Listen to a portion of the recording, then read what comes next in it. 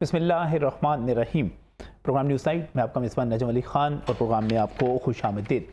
नाज़रीन, कल से लेकर आज तक और कल का दिन ख़ास तौर पर जब खैबर पख्तूनख्वा के ज़िला अलाई के जो दो गांव थे जांगरी और टेंगी के दरमियान एक ख़ुद साख्ता ख़ुद बनाई हुई देसी किस्म की एक केबल कार का या जिसको हम डोली भी कह सकते हैं, उसमें जब हमारे बच्चे जो थे 900 फुट की बुलंदी पर मोल्लिक थे, तो उस वक़्त मैं ये कह सकता हूँ कि लाहौर के हर घर में और पंजाब के हर घर में और पाकिस्तान के हर घर में माएँ बहनें बेटियाँ एक ही दुआ कर रही थी कि या अल्लाह इनको सलामत रखना, या अल्लाह इनकी ज़िंदगियों को बचाना। जहाँ दूसरी तरफ कोशिशें हो रही थी और जब पाक फ़ौज की तरफ से वहाँ पर एक ऑपरेशन शुरू किया गया तो वो भी मीडिया पर पूरी तरह दिखाया गया, किस तरह पाक फ़ौज के हेलीकॉप्टर्स वहाँ पर पहुँचे, किस तरह SSG कमांडोज़ के ज़रिए वहाँ तक रसाई हासिल की गई, उनको खुराक पहुँचाई गई, उनको पानी पहुँचाया गया, उनको तसल्ली दी गई और उसके साथ साथ एक बच्चे को वहाँ से रेस्क्यू भी किया गया।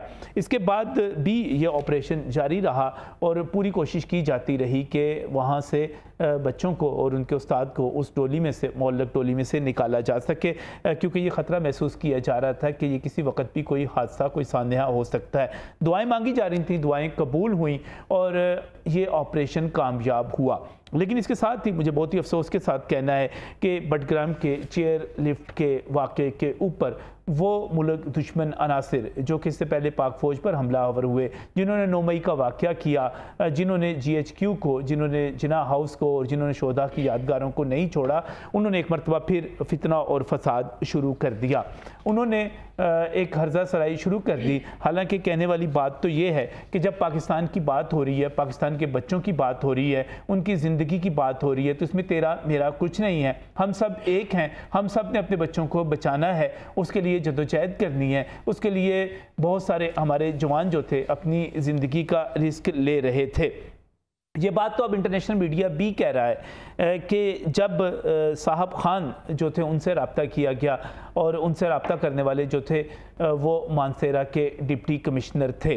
साहब खान के हवाले से ही ये बात मज़ीद की जा रही है कि आर्मी के हेलीकॉप्टर ने ही इनको एयरलिफ्ट किया और एक करीब गाँव था पाश्तो, वहाँ पर उनको लैंड करवाया और इंटरनेशनल मीडिया इसको भी तस्लीम कर रहा है कि वहाँ से कोई 30 मिनट का रास्ता था जब वो वहाँ पर पहुँचे।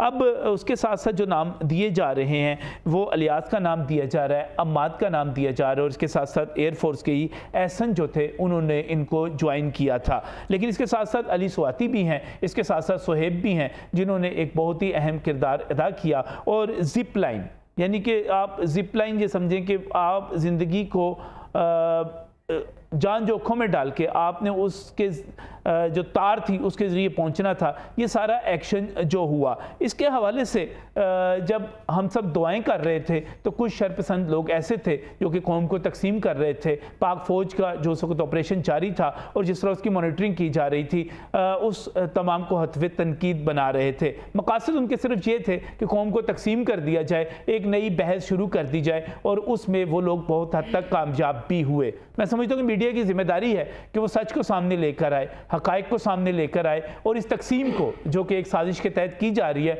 उसको रोके। आज हम प्रोग्राम जो करने जा रहे हैं, मैं आपको यही बताने जा रहा हूँ कि हमने इस कौम को तकसीम नहीं होने देना, हमने हर किसी को उसका बिजा तौर पर क्रेडिट देना है। मकामी लोगों के हवाले से जब बात की जाती है तो ये कहा जाता है कि जनाब मकामी लोग जो थे उन्होंने आए, उन्होंने रेस्क्यू किया। उन्होंने रेस्क्यू किस तरह किया? मुझे एक बात बताइएगा, सुबह 7 बजे से लेकर रात के 7 बजे तक वहाँ पर कौन था? क्यों मकामी लोग जो थे वो वहाँ पर नहीं पहुँचे थे?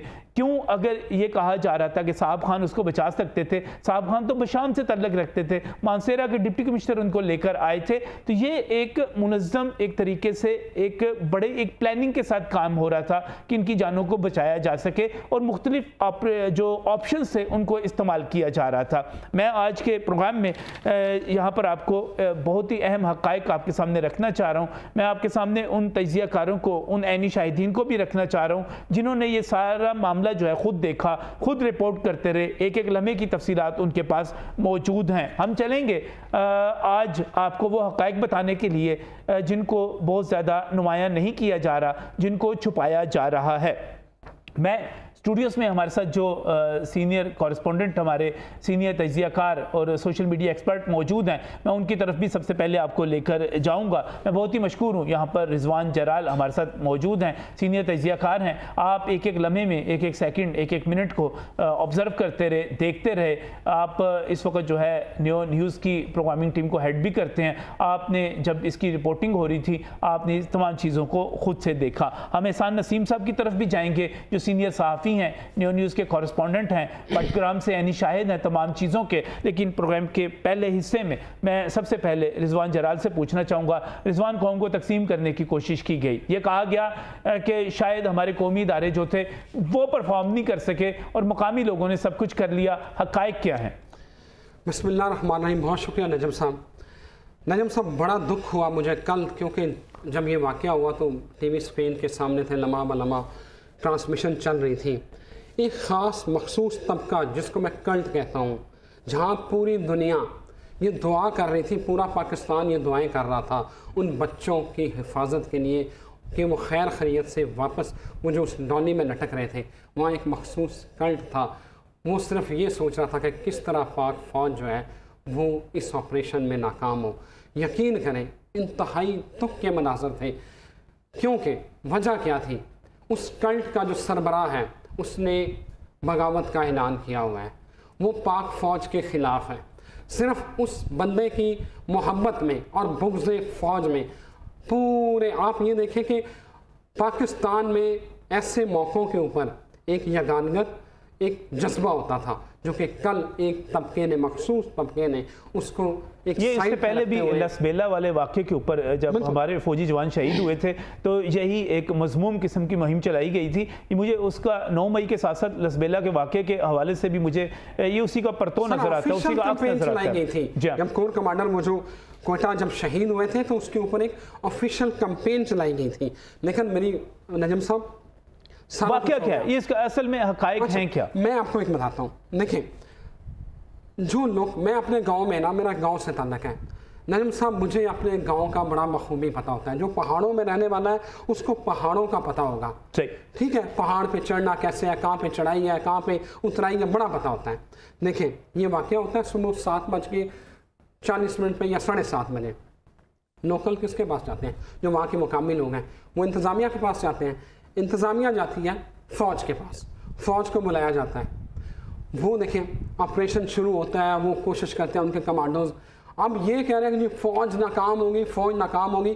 भाई, वहाँ 7 बच्चे, एक जो टीचर है उसकी ज़िंदगी दाव पर लगी हुई थी। आपने सबसे पहले उनकी जो सेफ्टी और सिक्योरिटी है, उनकी जो लाइफ है, जो थ्रेट है, उसको मिनिमाइज़ करना होता है।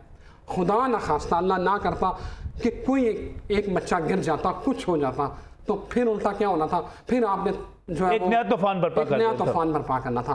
फौज ने कोशिश की पूरी, लेकिन आप देख रहे हैं जो हवा का दबाव था, हेली आता था, वो हिलना शुरू हो जाती थी। अब क्या होता है, उन्होंने एक बच्चे को रेस्क्यू किया। हम ये एक जो कल्ट है, ये क्या कह रहा है कि जी लोकल लोकल लोकल लोकल ने किया। वो लोकल लोकल क्यों कह रहे हैं? लोकल ने नो डाउट बड़ा अच्छा काम किया। ये क्यों कह रहे हैं? कि वो अपनी फ़ौज को अंडरमाइन कर सकें। जो फ़ौज ने वहाँ पे एफर्ट पुट किए हैं उसको वो जो है वो नीचा दिखा सकें। सर अली सवाती, आपने देखा होगा, नीला हेलमेट पहने, ब्लू ट्राउज़र जॉगर्स में वो एक लड़का जो एंड पे वो जिसके ऊपर क्लैपिंग हो रही है और नारे तकबीर, अल्लाह अकबर, नारे तकबीर लग रहे हैं। वो अली सवाती जो है वो कागान में एक जिप लाइन जो है वो चलाते हैं। उसको जनाब अलाई से वो हेली के थ्रू उसको वहाँ लाया जाता है और वो रेस्क्यू करता है। जो साहब खान है वो भी इसमें शामिल है। और वो कहते हैं, वो अली सवाती कहता है कि पूरा इक्विपमेंट जो है वो फ़ौज ने हमें दिया।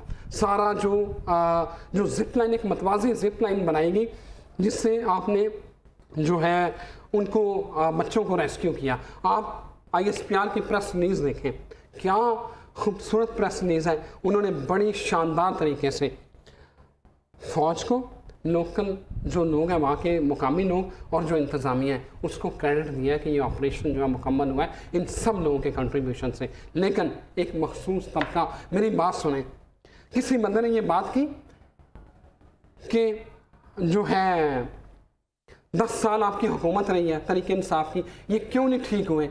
आप फौज के ऊपर कोई सिस्टम और चूंकि जब हम आज़ाद कश्मीर की बात करते हैं, कश्मीर की बात करते हैं और खैबर पख्तूनख्वा की बात करते हैं, तो वहाँ पर दरिया नीलम हो, दरिया झेलम हो, दरिया काबुल हो या पहाड़ों के दरमियान हम वादी नीलम में भी आगे चले जाते हैं तो आपको पहाड़ों के दरमियान भी आपको ये डोली सर्विस नजर आती है। यहाँ पर आपको उसको मेनटेन करने के लिए, उसकी हिफाजती इंतजाम के लिए, उसके मेयार को देखने के लिए कोई ना कोई बॉडी तो मौजूद होनी चाहिए। आपने 10 साल आप अपनी हुकूमत से नहीं पूछते, आपने परवेज खटक से पूछा, महमूद खान से पूछा, इमरान खान से पूछ लेकिन 10 साल तूने कहा किधर है वो डैम? ये दावे करते हैं आपने किया। सर आपने मेरी बात सुने सर, आपको याद होगा कोहस्तान में 2022 में 4 भाई सैलाब में बह गए, 5 थे टोटल और 4 भाई, 4 जो है, ठीक है, उनको रेस्क्यू नहीं किया गया। तब भी इतना ही, इस दफा तो मोबाइल ही नहीं बचा ना, तब तो शोर मचा सोशल मीडिया पे, हेलीकॉप्टर नहीं पहुंचा। हेलीकॉप्टर कहा था बनी गाला इमरान खान के लिए टैक्सी सर्विस फराहम की जा रही थी, तब आपने सवाल नहीं किया। सर चित्राल में सर ग्लेशियर जब फटता है, अनीमा खान वहाँ होती है, वहाँ हेलीकॉप्टर पहुँच जाता है, लेकिन इन 4 बच्चों को बचाने के लिए जो है ना वो हेलीकॉप्टर नहीं जाता। सर अगर बड़ा अहम है। इसी पर सीनियर सहाफ़ी और एनी शाहिद भी हैं, एहसान नसीम हमारे साथ टेलीफोन लाइन पर मौजूद है, उनकी तरफ चलते हैं। एहसान साहब, यकीनी तौर पे किसी की भी किरदार को इसमें माइनस नहीं किया जा सकता, हर किसी ने एफर्ट की। ये वाक़या हुआ कैसे, और उसके बाद हमारे जो लोकल्स थे या ख़ासतौर पे साहिब खान की बात की जा रही है, अली स्वाति की बात की जा रही है, इनसे रब्ता किस तरह हुआ, ये कैसे पहुँचे, किस तरह सारे का सारा जो ऑपरेशन था मुकम्मल हुआ? जी शुक्रिया नजम साहब। दरअसल में ये सुबह का वाक़या था और ये एक दूररास्ता इलाका है बडग्राम का, तहसील अलाई जी, और ये जो हेडक्वार्टर है तहसील अलाई का, इससे आगे यहाँ तक पश्तो तक जाने के लिए कोई 2.5 घंटे 2 घंटे ट्रेवल करना पड़ता है, क्योंकि ये एक बैकवर्ड एरिया है, यहाँ की सड़कें खस्ताहाल और इसी तरह यानी सहूलियात का यहाँ पे फकदान है। तो जब ये वाक़या हुआ तो पहली तो खबर जो है वहाँ से निकलने में टाइम लगा, कोई 9 बजे के बाद ही पता चला कि इस तरह का वाक़या हुआ है। एक डोली जो है वो बीच राह में उसका रास्ता टूट गया है, वो पस चुका है। तो उसको फिर निकालने के लिए जब सोशल मीडिया के जरिए इंतज़ामिया तक खबर पहुंची तो मुकामी इंतज़ामिया ने उसमें गफलत का मुजाहरा बिल्कुल नहीं किया और थ्रू प्रॉपर चैनल कमिश्नर हज़ारा तक अप्रोच की और उन्होंने फिर आगे पेशावर, तो ये एक पूरा नेटवर्क के यानी आप यूं कह ले कि कोई घंटे के अंदर अंदर ये पूरा जो सिस्टम है वो एक्टिव हो गया था। और फिर 11 बजे के बाद वहाँ से हेलीकॉप्टर जिसकी डिमांड की जा रही थी यहाँ से कि जो इलाका जो जगह थी वहाँ ऐसा लग रहा था कि हेली के बगैर ये जो जाने बच्चों की जाने ये बचाना मुश्किल है, इसके लिए हेलीकॉप्टर का ऑपरेशन वो कर रहे थे, डिमांड कर रहे थे, कमिश्नर हज़ारा साहब ने भी की थी। तो उस पे फिर वहाँ से वो जब हेली का ऑपरेशन शुरू हुआ, वो जिस तरह साहब फरमा रहे थे बिल्कुल सेम यही था कि उसकी हवा की दबाव की वजह से डोली के जब करीब आता तो वो डोली मजीद हिलने लग जाती। तो क्योंकि वो कोई रिस्क लेना नहीं चाह रहे थे, क्योंकि इसके अंदर बच्चे थे, वो भी मासूम बच्चे थे, इंसानी जाने थी, तो उसी खतरे को देखते हुए उन्होंने एहतियात से काम लिया और ये जो ऑपरेशन था वो तूल पकड़ता गया। शाम हो गई और शाम तक उन्होंने एक बच्चे को रेस्क्यू कर लिया था। उसके बाद ये जो जिस तरह मैं सुन रहा था गुफ्तगू, ये असल में फिर ये हुआ है कि ये जो प्रोपेगेंडा टाइप किया गया है कि ऑपरेशन नाकाम हो गया है और मुकामी लोगों ने बच्चों को बाहर निकाला मौत की कुएं से, ये बिल्कुल ये प्रोपेगेंडा है। हकीकत इसके बिल्कुल बरअक्स है। वो क्या जो हमारा वो मैं उसी की तरफ आ रहा हूँ, जो हमारा ये मुकामी हीरो साहिब खान साहब है, इसको जो दाद मिल रही है या वो जो लोग इसको ज्यादा अप्रिशिएट कर रहे हैं, इसकी एक वजह ये है कि जब हेली के जरिए पहला बंदा उठा लिया गया, उसके बाद अंधेरे के बाद ऑपरेशन को रोकना पड़ा, फिर जमीनी ऑपरेशन जब शुरू हुआ तो उस टाइम सी साहिब खान ने यानी एक दूसरी डोली नमा चारपाई से बनाई और उस पे ये गया है।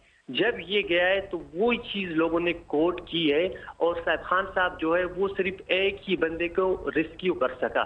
ये उस साइड पे था, यानी आप यूं कह ले कि एक पहाड़ी पे साहिब खान साहब थे, दूसरी साइड पे पाक आर्मी के जवान वो खुद इसकी दोनों तरफ से वो कर रहे थे आर्मी वाले, लेकिन एक साइड से जिस तरफ 6 बंदे उतारे गए थे और उस तरफ आर्मी के जवान इस ऑपरेशन को मॉनिटर कर रहे थे, खुद इसकी निगरानी कर रहे थे, रस्से को खींच रहे थे, टॉर्चर उनके पास थी। क्योंकि मैं नहीं शायद हूँ, मैं मौके स्पॉट पे मौजूद था, रिपोर्टिंग कर रहा था, तो ये सारी चीज़ें हमने खुद देखी है। और जो इन्होंने जो खिदमात हासिल की थी, ये जो एक्सपर्ट थे जेट लाइन वाले, ये जो आए थे, इनको कमिश्नर हजारा ने उसके थ्रू ये आए थे, कमिश्नर हजारा के थ्रू, और उनको पाक फौज के जो जवान है उन्होंने हेली के जरिए अलाई पहुंचाया गया है। यानी यहाँ भी जो पाक आर्मी के जवान ये अली स्वाति और सोहेब की बात कर रहे हैं आप, जिप लाइन वाले जो थे, इनको भी पाक फौज ही एयरलिफ्ट किया, उन्होंने पहुंचाया, उन्हीं के जरिए सारा किया क्या? सही, बिल्कुल। उनको बहेली के जरिए ला के यहाँ पर उनकी निगरानी में ये ऑपरेशन कर रहे थे, और आर्मी के जो जवान थे ये इनके साथ थे। ये रात के कोई फिर 11:30 बजे जाके मिसपाट पे मौजूद था वहाँ, क्योंकि लोग जो थे, ये बड़ा हादसा था, हजारों की तादाद में लोग थे, लोगों को संभालना, पाक आर्मी वहाँ पे लगी हुई थी, लोगों को संभाल रहे, उसको आगे आने नहीं दे रहे, जो वहां से निकाले जा रहे हैं उनको फर्स्ट एड के लिए हेल्प के हवाले कर रहे हैं। पूरा का पूरा सिस्टम पाक आर्मी के जवानों के अंडर था। मैं चूंकि यानी कि अगर ये मुतबादल हिकमत अमली भी इख्तियार की गई तो ये पाकिस्तान यानी कि हेलीकॉप्टर से अगर वो जिप लाइन की तरफ आए तो ये भी पाकिस्तान आर्मी ने ही इख्तियार की और उन्हीं के जरिए इसको मुमकिन बनाया जा सका।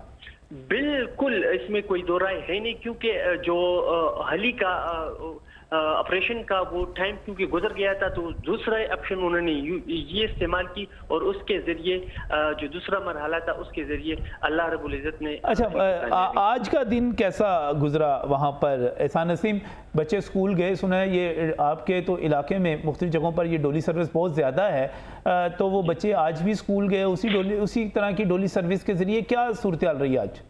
जी, चूँकि मैं अभी उस पार्ट से वापस आया हूँ, कोई 4 घंटे लगे। अब वहाँ का सूरत हाल ये है आज, क्योंकि मैं उन बच्चों के साथ स्कूल मिलने के लिए गया था, वहाँ उनके साथ मेरी बात हुई और उनसे ये पूछना चाहा कि भाई कल रात 12 बजे तो आपको निकाला गया है और आप परेशान भी थे, डरे सहमे हुए थे, तो किस तरह आप लोग आज स्कूल आए, और आज तो डोली भी नहीं है। तो वो बेचारे यानी मीलों का सफर पैदल तय करते हुए स्कूल तक पहुंचे। तो मैं आपकी प्रोग्राम की विसासत से ये भी एक मुतालबा आगे रखना चाहता हूँ कि यहाँ कम अज कम ये जो आमदोरफ्त की सहूलियात हैं, इन इलाकों में हुकूमत को इस जानिब तवज्जो देनी चाहिए, कम अज कम कि ये आमदोरफ्त का। अच्छा, एहसान, एक और बात बताइएगा, क्योंकि इस पूरे इलाके में बल्कि पूरे खैबर पख्तूनख्वा में और आज़ाद कश्मीर में भी, जहाँ पर भी हम दरिया नीलम को देख लें, दरिया काबुल को देख लें, दरिया झेलम को देख लें, ये पहाड़ों के दरमियान भी हम देख लें, तो ये डोली सर्विस इस्तेमाल होती है। तो इसके मेयार को सही रखने के लिए कि इसके रस्ते ठीक हैं, इसके जो सारी चीज़ें ठीक हैं, कोई सिस्टम मौजूद है, कोई महकमा चेक करता है इसको? ये एक अहम पॉइंट है और आज इसी पे हम भी वो कर रहे थे। ये बदकिस्मती ये है कि यहाँ पर जो जिस तरह आपने हवाला दिया इन इलाकों का, सेम बडग्राम में या हम स्वात ले ले, वादी नील में ले ले, यहाँ ये लोगों ने कारोबार बना रखा है। जिस तरह आप यूं कह ले कि ये एक बस के मानंद है या गाड़ी की मानंद है, तो इसका चेक एंड बैलेंस वो वही करता है जो इसका मालिक होता है। इसके अलावा महकमा एक्साइज या मुकामी जो इंतजामिया है, उनकी जानिब से इनको कुल छूट मिली हुई होती है, जिसके बायस ये इस किस्म के ये तो कानून साजी बाकायदा होनी चाहिए कि ये क्या मेंटेन करना है, कौन इसको चेक एंड बैलेंस रखेगा, क्या म्यार होना चाहिए। अब इस पर तवज्जो देने की ज़रूरत है बहुत ज़्यादा। बिल्कुल जी, बिल्कुल। बहुत शुक्रिया। एहसान नसीम हमारे साथ मौजूद थे, सारी की सारी तफसील बता रहे थे। और इससे रिजवान जराद साहब, आप भी चूँकि इसको सारे को मॉनिटर कर रहे थे, करीब से देख रहे थे, तो इसका अब हतमी नतीजा क्या निकला? यानी कि हमने जब भी कोई ऐसा वाक़या होना है और जहाँ पर पाक फ़ौज, और मैं पाक फ़ौज की जहाँ पर जब हम पंजाब में बात करते हैं, उकाड़ा वाली साइड पर जो सैलाब आया हुआ है, 1 लाख पनाह गज़ीन जो हैं घरों से बाहर निकल के बैठे हुए, वहाँ पर भी खिदमत सर अंजाम दे रही है। हमने क्या करना है? हमने इस पर तनकीद का निशाना बनाना शुरू कर देना है। ये तो मुनासिब रवैया नहीं है। नईम साहब, बिल्कुल मुनासिब रवैया नहीं है, लेकिन मसला ये है कि आज से अगर आप देखें 2014 से पीछे चले जाएं तो ये इस तरह के वाक़यात नहीं होते थे। इस तरह के जब वाक़े होते थे तो पूरी कौम एक हो जाती थी। सही। असल में एक जो पार्टी के सरबराह हैं, उन्होंने सियासत को इतना आलूदा कर दिया है, इतना गंदा कर दिया है, और ये जो हमारी नौजवान नस्ल है, इनके दिमागों में और दिलों में इतना जहर भर दिया है कि उन्हें उसके अलावा कोई अच्छा लगता ही नहीं। वो ऐसी नस्ल पैदा हो गई है कि वो उसके गोबर को हलवा कहती है और लोगों के हलवे को गोबर कहती है। प्रॉब्लम ये है। अब मसला ये है कि अब ये कैसे ठीक होगा?